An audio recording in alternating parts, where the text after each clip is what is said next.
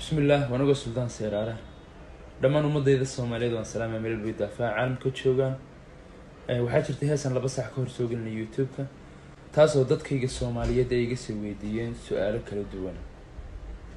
marka waxaan rabaa inaan su'aalaha jawaabahooda u shaaciyo heeska waxaa qoray abwaan aqal yare aqalka Muqdisho waxayna ku timid qisar run ah wiil iyo gabadh isjeclaa yaa la isu diido labadooda family ay isu diideen arrin qabiil ku saabsan awgi inagu haddaan Soomaalinahay qabiil iyo cunsuriyeenka ma dhamaano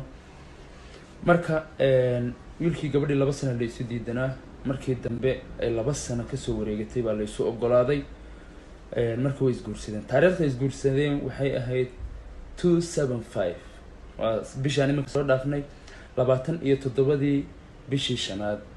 May 27 May waa bishaan imika soo dhaafnay taariikhdaas isguursadeen taariikhdan waa heeskaas